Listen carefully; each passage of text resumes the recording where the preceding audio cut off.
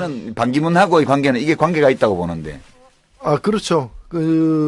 물론 이제 뭐 어느 언론에는 이제 방금 카드를 꺼냈기 때문에 국민안심공천제 카드를 꺼냈다라고 선후 관계를 그렇게 연결시키는 거는 제가 볼 때 좀 무리고요. 왜냐하면 예.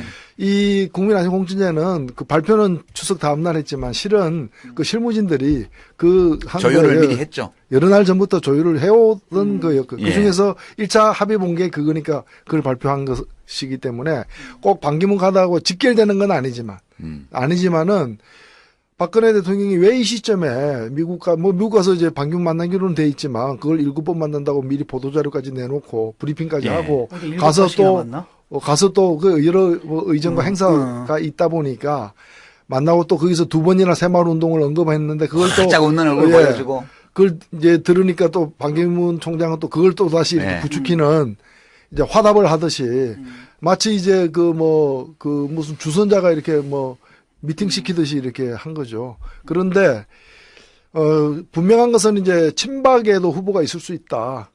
그런 걸 확실히 보여준 거고. 그렇죠. 그리고 후보하라면 할 수도 있다라는 그 제스처를 쓴 거죠. 반기문 총장으로서도. 네. 네. 이 반기문 카드 얘기가 막 작년 이맘때 많이 나왔었어요. 작년 추석 무렵에도요.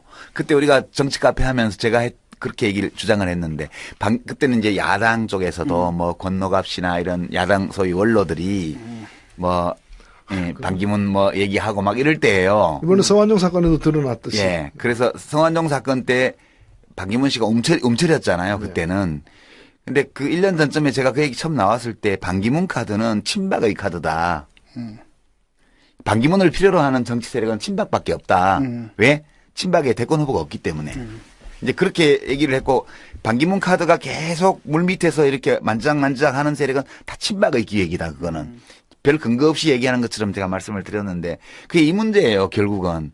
이제 김무성 대표나 당내 비박들이 대통령의 공천권을 인정을 아예 안 하거나 또는 인정하더라도 극소수만 인정을 하고 그런데 이번에 대구 방문 수행했던 비서관 십상시 중에 하나 또는 3인방 중에 하나를 대구에 어디 남구나 중남구나 공천해 주라 했는데 안 하잖아요.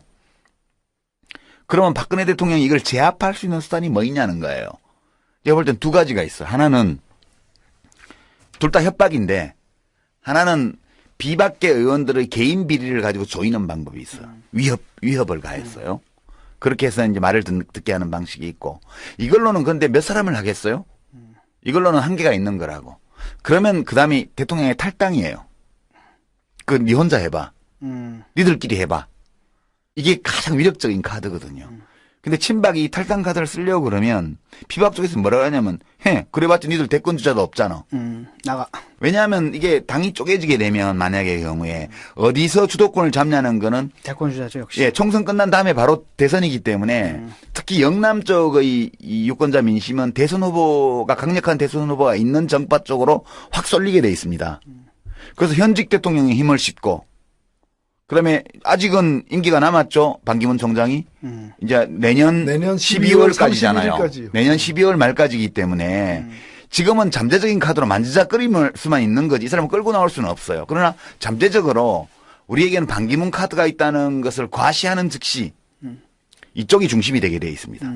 그럼 만약 김무성 씨나 비박 입장에서는 현직 대통령 탈당하고 그다음에 탈당한 현직 대통령을 추종하는 세력이 신당을 만들고 거기에 반기문 카드가 잠재적으로 얹혀져 있고 이 그림이면 다음 총선에서 감당할 수 없다고 보는 거예요. 그래서 말을 들을 거라는 겁니다. 그래서 저는 이 시점에서 유엔 총회에 가서 반기문 씨하고 그 모습을 연출한 거는 지금 타이밍에 이것을 보여줘야 된다는 필요성 때문에 박근혜 대통령이 그렇게 했다고 보는 거고요. 반기문 씨가 맞장구를 쳐준 이유는 뭘까? 생각이 있다는 뜻이에요. 관심 있죠. 당연하죠. 네. 이분이 계속 발을 빼면서도 안 나간다는 말을 한 번도 안 했어요. 네. 그래서 서로가 서로에게 필요하다고 본 거죠. 그렇죠. 이번에. 이 반기문 씨가 야당에서는 정치를 할 수 없다고 제가 말씀을 드렸는데 그건 왜 그러냐면 별로 필요치가 않아요. 이 사람이.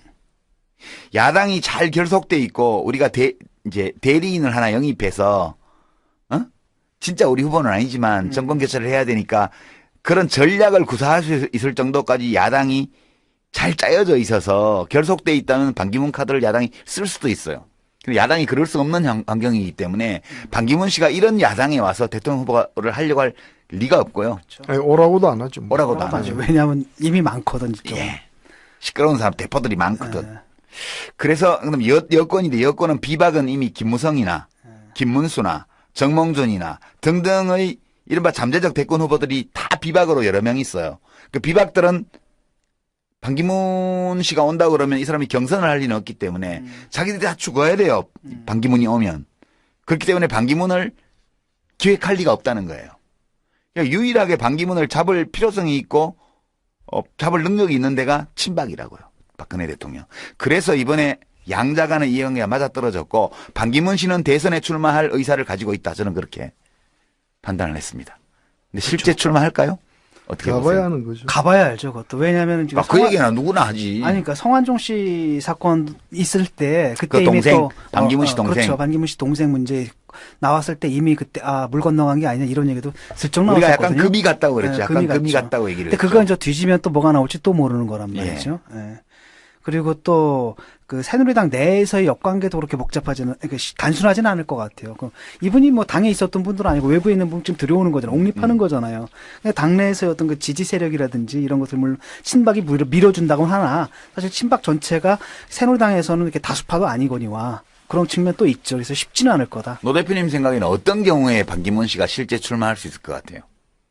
제가 볼 때는 뭐 이제 예를 들면 김무성 대표 같은 경우에도 그 지금 지지율 1위인 것은 현직 대표이기 때문에 그렇죠. 예. 만일에 총선에 패배하고 이렇게 대표직에서 물러나고 이런 식으로 되면 대선 후보로서의 지위도 굉장히 이렇게 강등이 될 거라고요. 반기문 총장 같은 경우에도 보면 좀 신기한 게 그 사람 정치 철학을 아는 국민은 아무도 없어요. 예. 아무도 없습니다. 본인도 아는지는 잘 모르겠는데. 정치 철학이 있는지 없는지도 몰라요. 예, 그러니까. 그런데도 불구하고 높은 지지율이 나오는 것은 대선 후보로서의 어떤 검증의 결과라기보다는 현재 있는 사람들이 마음에 안 들고 그리고 뭔가 이렇게 좀 신성하고 깨끗하고 높은 또 명예로운 자리에 있기 때문에 이제 그 후광의 측면도 많기 때문에 막상 그 유엔 사무총장을 임기를 끝내고 이제 정치 현실로 이렇게 돌아오게 되면은 그때의 평가는 사뭇 달라질 가능성도 꽤 있다고 봅니다. 예. 저는 그렇기 때문에 아직 뭐 시간이 남았기 때문에 더 두고 봐야 한다는 뜻만이 아니라 실제로 현실적인 어떤 진짜 후보 레알 후보가 될 때의 평가는 그렇죠. 완전히 달라질 지금은 이제 아우라를 뒤집어 쓰고 있는 상태죠. 있고 현실을. 그런 상태에서 거품이 꺼진 뒤에도 본인이 그런 상태에서라도 자신이 또 모든 걸 다 걸고 후보가 되려고 할 것인가도 의문이고. 자, 이제 한 10년 전으로 가면 서울시장 국무총리를 지냈던 고건 현상이 있었죠. 네. 고건 씨의 지지율과 이 반기문 씨의 지지율이 비슷한 수준이에요. 그냥 개인인데 쭉 늘어놓고 여야 후보들과 이제 예비 후보들과 같이 조사를 하면 많이 나오는 조사는 30%대 나오고 적게 나오면 20%대 나오고 그 수준이란 말이에요. 근데 결국은 이제 이 김무성 씨가 이렇게 대통령한테 무시당하는 거는 개인 지지가 아니어서 그래요. 노 대표님 말씀하신 것처럼 김무성 대표의 대선 후보 지지율은 여당의 대표라는 데서 나오는 게 압도적이에요. 개인적으로 그 개인이 가지고 있는 정치적 자산이 아니에요. 거기에 비하면 반기문 씨의 지지율은 이유가 어떻든 합리적이든 아니든 그 개인의 거거든요. 그렇죠. 그래서 대선 후보로서는 훨씬 더 반기문 씨가 강력해요. 그 김무성 씨보다는. 김무성 대표는 이러한 개인의 정치적 자산을 개인적으로 내 거라고 말할 수 있는 정치적 자산이 없기 때문에 박근혜 대통령한테 무시를 당하는 거거든. 청와대 수석 취급도 제대로 못 받잖아요. 그래서 저는 반기문 씨가 대선에 출마한다면 두 경우 중에 하나일 거라고 봐요. 하나는 새누리당 대선 후보들이 모두 다 아웃돼 버려가지고 어떤 이유에 의해서건 새누리당이 통째로 반기문 씨를 영입해서 친박친이 친박친이 가릴 거 없이 전부 다 해서 어서 오십시오. 저희는 다 경선을 포기하고 그냥 옹립하겠습니다. 그러니까 내년에 총선에서 지는 거야 새누리당이. 예, 뭐 그거 포함해가지고 그러면은 이제 지지율이 엄청 떨어져가지고 김무성이 칼지가 아닌 거지. 구세주가 필요한 상황. 그런 경우 정도 되면 모를까 당 지지율이 야당 제1야당보다 거의 2배 가까이 또는 150% 이상 유지되는 이런 조건에서는 그런 일이 잘 안 생길 거라고 봐요. 그렇죠. 두 번째 경우는 새누리당이 분당되는 경우에요. 친박당과 비박당으로요. 이 경우에 친박당은 반기문 씨가 그냥 와서 대통령 후보가 되는 게 식은 죽 먹기입니다. 이거. 그렇죠. 그러니까 현실적으로는 이 새누리당이 분당될 가능성이 얼마나 있는지 이제 계량할 수가 없지만 실제로 분당이 된다면 반기문 씨는 그냥 친박당에 박근혜 당에 그냥 후보로 얹혀오는 거예요. 그냥 이거는. 여기는 경선이 필요 없습니다. 그래서 만약 실제로 출마를 한다면 이 두 번째 시나리오가 현실화되었을 때 확률이 낮긴 하지만 그럴 때 반기문 씨의 출마 가능성은 되게 높다. 저는 그렇게 생각을 합니다. 야당으로 나올 가능성은 없고요. 독자적으로 창당할 가능성은 없고요. 그렇죠. 예. 할 수 있는 시간도 없고. 새누리당이 비상한 상황에 처해서 친박 비박 가릴 것 없이 반기문을 옹립하는 조건 5월 동조를 해야 될 상황에. 예. 또는 친박 비박으로 당이 분당되어서 경선 없는 친박당의 후보로서 나갈 경우 이 두 경우를 제외하고는 반기문 씨가 대선에 나올 가능성은 없다고 봐요. 그거 쉽지 않네. 쉽지가 않아요. 그래서 그냥 추석 연휴 동안에 둥근 다리 뜨듯이 반기문이 뜬 거에 대해서는 그냥 일시적으로 현재 공천권을 두고 당내 비박 또 김무성 대표하고 힘겨루기를 하고 있는 친박의 정치적 필요성 때문에 유엔 총회에서의 밀월 관계가 연출된 거고. 그러니까 장기적인 전략이라기보다는 단기적 전술로서 좀 예, 그렇고 반기문 씨로서는 자신의 진위, 속마음을 노출시킨 거예요. 드러낸 이번에. 거죠. 예. 나 경우에 따라서는 나 관심 있어 이거죠. 할 수도 있어. 나 관심 가지고 있어. 예. 그게 바로 새마을운동 예찬으로 나타난 거다. 박근혜 대통령이 유엔 총회에 가서 아버지 제사를 지내는데 의관을 정제하고 옆에 와서 같이 절을 한 거예요. 이 강력한 사인이 친박 유권자들에게 갔고 이렇게 해서 반기문 씨의 지지율은 좀 더 공고해지리라고 봐요. 당분간. 친박 후보로서의 어떤 이미지 이런 것들이 좀 강화됐기 때문에요. 이게 그 제가 본 추석 연휴 동안에 벌어진 반기문 현상의 이 본질 또는 실제적인 내용이 아닐까? 이런 생각. 네, 이제 좀 해봤습니다. 그 한 말씀을 좀 덧붙이자면 이제 그 노 대표님께서 말씀하신 거에서 한 말씀 좀 덧붙이자면은 그 이미지라는 거잖아요. 지금 예. 이분이 순수한 이미지, 현실 정치하고 섞이지 않은 순도 100%의 이미지만을 좋은 이미지만을 갖고 있는데 이제 현실 정치에 들어오게 되면 이분들하고 같이 할 게 친박이란 말이죠. 근데 우리 알잖아, 친박이란 어떤 사람들인지. 예. 제가 솔직히 말하면 새누리당 내에서도 좀 근데 뭐 이분이 예. 평생을 친권력으로 살았기 때문에 예. 뭐 친박이 어색한 건 아니에요. 아니, 그러니까 그렇지. 근데 이제 그 이미지가 그 이분이 갖고 있었던 이미지를 갖다 이제 뭐랄까 망친다 그럴까? 뭐 그런 이미지 측면이 그렇게 좋아요? 반기문 씨? 지금 근데, 좋죠. 근데 저는 그 점에서 뭐 언론, 뭐 제대로 된 언론도 없지만 사실은 이 사람이 이분이 그 지금 5년짜리 유엔 사무총장을 두 번째 지금 연임하고 있는 상황이에요. 그렇죠. 10년을 하는데 실제 2차 세계대전 이후에 창립된 유엔의 역대 사무총장 중에서 실제 평가는 거의 꼴찌에 가까워요. 한 일이 없는. 한 일이 없는.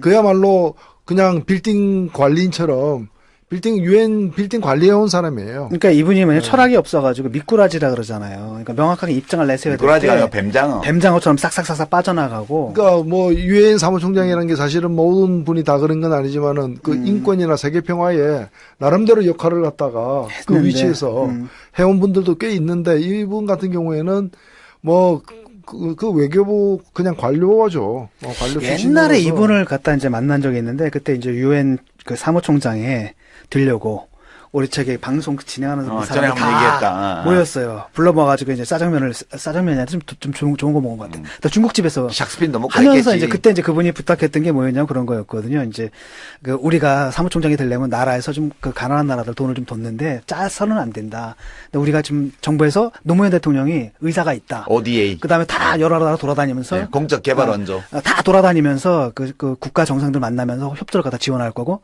그런 의사가 있는데 혹시 뭐 우리도 먹고 살기 힘든데 왜 돕냐 이런 얘기가 나오면은 그 여러분들이 좀 알아서 좀 잘 좀 해달라 뭐 이런 거 좀 부탁하려고 만든 자리였거든요. 근데 그때 얘기를 들었던 게 뭐냐면 외교의 원칙이야. 이분이 뭐라 그랬냐면 외교의 기본 원칙이 뭐냐면 절대 상대방한테 내가 적이다라는 인식을 주면 안 되는 거야. 무조건 저걸 만들어서는 안 되고 어떤 입장이든 간에 내 진위를 상대방이 알게 해서는 안 된다. 이런 식으로 근데 이번엔 들켰어. 예. 이번에 슬쩍 드러낸 거죠. 이분이 그 지난 한 8년 이상 이제 재임하는 기간에 유일하게 잘한 거는 딱 한마디밖에 없어요. 그 중국 전성절 기념 행사에 참여한 걸 가지고 북한에서 평양 정권에서 일본에서 이제 불편한 심기를. 그 유엔 사무총장이 왜 중립을 안 지키냐니까 유엔은 중립을 지키는 기구가 아니라 유엔 사무총장은 평화를 지키는 공정, 평화를 맞아. 공정을 지키는 자리다. 그 얘기 딱 한마디만 제가 볼 때는 올바른 사무총장 역할을 했지. 그게 원래는 이제 그 페이스로 가야 되는데, 그 스탠스로 가야 되는데, 이분이 이제 그 뱀장어처럼, 명확하게 입장을 표명해야 될 때 다 빠져나갔거든요, 사실. 그러니까 적을 안 만들기 위해서죠. 그러니까 그러다 보니까 한 일이 없게 되는 거예요, 사실. 공자님이 말씀하기를 제자가 묻잖아요. 선생님, 마을에서 모든 사람이 칭찬하는 사람은 좋은 사람입니까? 아니라고 그러잖아요. 마을에는 나쁜 사람도 있고 좋은 사람도 있는데, 진짜 좋은 사람이면 나쁜 사람한테 욕을 먹고 좋은 사람한테 칭찬을 받고 그게 좋은 사람이라고. 그죠? 그러니까 이 마을의 모든 사람이 나쁘게 얘기하면 그 사람 좋은 사람 아니에요. 마을의 모든 사람이 다 좋게 얘기해도 좋은 사람 아니라는 거예요. 그러니까 저는 이 공자가 얘기한 모든 사람에게 칭찬받고자 하는 어떤 모습 이런 게 저는 반기문 씨한테 보인다 이렇게 생각하고요. 지금 지지율의 상당 부분도 거기서 나오거든요, 사실은. 그렇죠. 네. 지금 지지율이야 서울 가가지고 저 높은 자리에 올라간 사람을 고향에서 그렇지. 이렇게 흠모하는 그런 분위기죠. 뭐 이제 우리가 반기문이라는 사람에 대해서 이제 책도 나오고 많이 그랬잖아요. 반기문처럼 이런 책도 나오고 했는데 이제 반기문 씨의 일생을 이렇게 살펴보면 공직자로서 자기 관리를 잘하면 살아온 분인데 이 국가의 기능 중에 제일 중요한 게 제 생각에는 사람들 사이에 정의를 수립하는 게 국가의 기능 중에서 제일 중요한 기능이라고 저는 생각하는데 이 반기문 씨의 인생에서 자기의 어떤 손해와 위험을 감수하고라도 정의를 위해서 무언가를 해본 어떤 흔적 이런 거를 거의 볼 수 없다는 게 참 좀 그래요 저는. 그래서 유엔 사무총장 되는 과정도 그 삼성 엑스파일 때문에 유엔 사무총장 된 거 아닙니까? 그 때문에 주미대사가 날아가는 바람에. 예, 홍석현 씨가 이제 유엔 사무총장 이제 홍석현 씨의 주미대사 주미 한국대사 기용을 두고도 말이 많았죠. 저도 깜짝 놀랐습니다. 네, 말이 많았고 또 뭐 어쨌거나 본인 그쪽의 어떤 꿈은 유엔 그걸 발판으로 사무총장이었죠. 해서 유엔 사무총장이 왜냐하면 그때 한국이 유엔 사무총장을 맡을 가능성이 매우 높아진 조건이었거든요. 그런 사건이었죠. 대륙별로 돌아가는 데 아시아로 오고 아시아로 오면 우리가 이제 가장 그렇죠. 우선순위가 되는 상황이었죠. 그런 상황이었죠. 예, 그러니까 그게 이제 대학에서 수석 졸업자 이렇게 상 줄 때 단과대학별로 돌아가잖아요. 전체 수석상을 단과별로 돌아가니까 금년에 공대가 받았으면 내년에는 공대를 주고도 못 받는 거야. 그죠? 그럴 때 다음에 가정대 차례가 돌아왔다면 가정대 수석이 이제 전체 졸업생 상을 받잖아요. 유엔 사무총장도 그거하고 비슷해서 대륙별로 돌아가기 때문에 그때 온 거고 중국이 아시아에서는 제일 센데 중국에 줄 리가 없고 그렇죠. 일본도 마찬가지로 그 인기가 없어서 못 받고 그렇다고 해서 뭐 동남아 쪽 국가 가기에는 좀 그렇고 그런 조건에서 이제 유엔 사무총장이 된 거고 되도록 하기 위해서 정부가 노력을 많이 했고 그 자리를 그 상황을 눈치를 채고 홍석현 씨가 노렸던 거고 그리고 홍석현 씨를 추천한 사람이 누구냐? 에 대해서 여러 가지 뒷말이 있지만 정동영 씨가 추천했다는 거 아니에요. 저는 그게 제일 신빙성이 있다고 봐요. 뭐 이광재 씨가 했냐, 정동영 씨가 했냐, 뭐 말들이 있는데 여하튼 누가 했건 간에 홍석현 씨가 먼저 그 흐름을 읽고 누군가를 통해서 대통령한테 접근을 한 거죠. 그리고 대통령은 너무 편가르게 한다 뭐 이런 얘기 들으니까 뭐 이런 자리에는 좀 기용해도 좋지 않냐 해서 기용을 했는데 주미대사 기용하자마자 날아가 버린 거죠. 예, 삼성 엑스파일 사건이 터지면서 날아간 거거든요. 예, 그렇게 굉장히 운이 좋은 사람이고. 한 역할 하셨네. 아니, 엑스파일은 노 대표님이 터뜨린 건 아니고, 노 대표님은 그 검사들 명단을 공개했다가 이제 보복당한 거고, 그 홍석현 씨는 주요 등장인물이니까 그냥 처음부터 나와버린 거죠. 처음부터 나와버린 거예요. 예. 그렇게 된 거라, 저는 뭐, 제가 만약, 저는 반기문 씨를 알아요. 정부에서 같이 일을 해봤기 때문에 개인적으로도 아는데, 혹시 이분이 저한테 자문을 구하면, 자문을 해오면 저는 하지 말라고 할 거예요. 왜요? 그냥 행복하게 사시라고. 그 구렁텅이에 들어가시지 말고. 그리고 아직 임기가 1년 한 몇 개월 남았는데 남은 기간이라도 좀 유엔 사무총장으로서 뭔가 좀 이렇게 업적을 남길 그런데 더 그게 우리 대한민국을 위하고 대한민국 국민의 자존심에 이렇게 도움을 주는. 그 한국 대통령 왔다고 해서 새마을운동 예찬하는 발언하고 이런 거는 유엔 사무총장으로도 하면 안 되는 거예요, 그게. 이게 지금 외교의 원칙에 어긋난 거야. 자기 속마음을 너무 심하게 노출시켜버렸어요, 지금. 그 점이 좀. 이고. 자, 이제 한 10년 전으로 가면, 서울시장 국무총리를 지냈던 고건 현상이 있었죠. 예. 고건 씨의 지지율과 이 반기문 씨의 지지율이 비슷한 수준이에요. 그냥 개인인데 쭉 늘어놓고 여야 후보들과 이제 예비 후보들과 같이 조사를 하면 많이 나오는 조사는 30%대 나오고 적게 나오면 20%대 나오고 그 수준이란 말이에요. 근데 결국은 이제 이 김무성 씨가 이렇게 대통령한테 무시당하는 거는 개인 지지가 아니어서 그래요. 노 대표님 말씀하신 것처럼 김무성 대표의 대선 후보 지지율은 여당의 대표라는 데서 나오는 게 압도적이에요. 개인적으로 그 개인이 가지고 있는 정치적 자산이 아니에요. 거기에 비하면 반기문 씨의 지지율은 이유가 어떻든 합리적이든 아니든 그 개인의 거거든요. 그렇죠. 그래서 대선 후보로서는 훨씬 더 반기문 씨가 강력해요. 예, 그 김무성 씨보다는. 김무성 대표는 이러한 개인의 정치적 자산을 개인적으로 내 거라고 말할 수 있는 정치적 자산이 없기 때문에 박근혜 대통령한테 무시를 당하는 거거든. 청와대 수석 취급도 제대로 못 받잖아요. 그래서 저는 반기문 씨가 대선에 출마한다면 두 경우 중에 하나일 거라고 봐요. 하나는 새누리당 대선 후보들이 모두 다 아웃돼 버려가지고 어떤 이유에 의해서건 새누리당이 통째로 반기문 씨를 영입해서 친박친이 친박친이 가릴 거 없이 전부 다 해서 어서 오십시오. 저희는 다 경선을 포기하고 그냥 옹립하겠습니다. 그러니까 내년에 총선에서 지는 거야 새누리당이.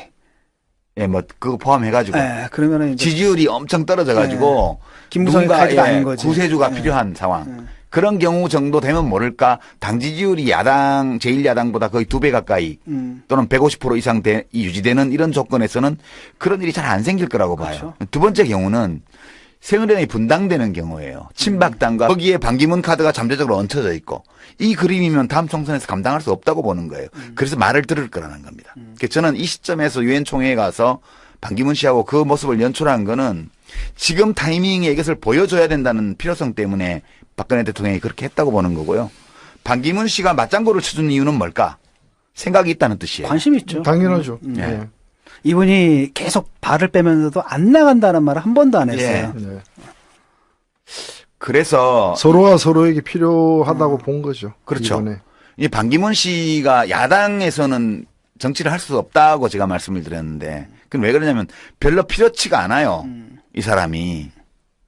야당이 잘 결속돼 있고 우리가 이제 대리인을 하나 영입해서 진짜 우리 후보는 아니지만 정권 교체를 해야 되니까 그런 전략을 구사할 수 있을 정도까지 야당이 잘 짜여져 있어서 결속돼 있다면 반기문 카드를 야당이 쓸 수도 있어요.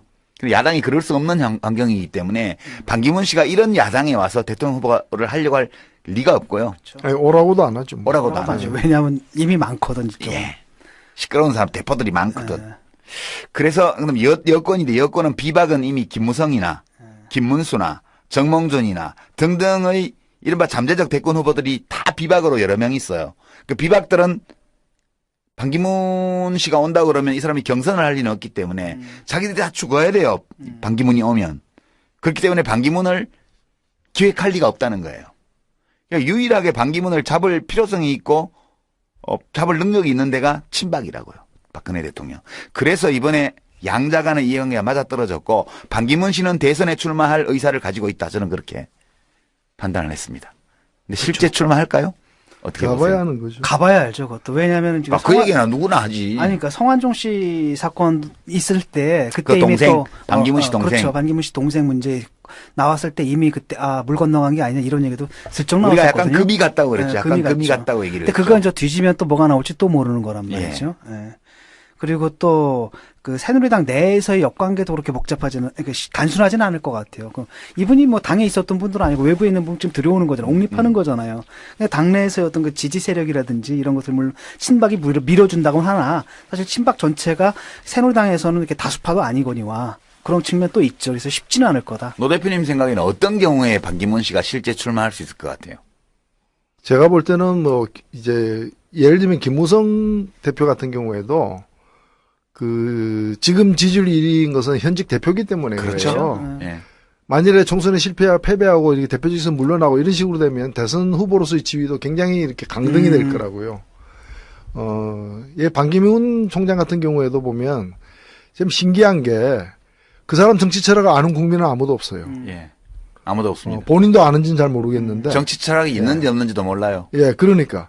그런데도 불구하고 높은 지지율이 나오는 것은 대선 후보로서의 어떤 검증의 결과라기보다는 현재 있는 사람들이 마음에 안 들고 그리고 뭔가 이렇게 좀 신성하고 깨끗하고 높은 또 명예로운 자리에 있기 때문에 이제 그 후광의 측면도 많기 때문에 막상 그 유엔 사무총장을 임기를 끝내고 이제 정치 현실로 이렇게 돌아오게 되면은 그때의 평가는 사뭇 달라질 가능성도 꽤 있다고 봅니다. 예. 저는 그렇기 때문에 아직 시간이 남았기 때문에 더 두고 봐야 한다는 뜻만이 아니라 실제로 현실적인 어떤 진짜 후보 레알 후보가 될 때의 평가는 그렇죠. 완전히 달라질 지금은 이제 아우라를 뒤집어 쓰고 있는 상태죠. 있고 현실을. 그런 상태에서 거품이 꺼진 뒤에도 본인이 그런 상태에서라도 자신이 또 모든 걸 다 걸고 후보가 되려고 할 것인가도 의문이. 친박의 제 최대 약점이 대선 후보가 없다는 대선 후보가 거예요. 없다는 거잖아요. 그래서 저는 반기문하고의 관계는 이게 관계가 있다고 보는데. 그렇죠. 물론 이제 어느 언론에는 이제 방금 카드를 꺼냈기 때문에 국민안심 공천제 카드를 꺼냈다라고 선후 관계를 그렇게 연결시키는 거는 제가 볼 때 좀 무리고요. 좀 왜냐하면 무리예요. 예.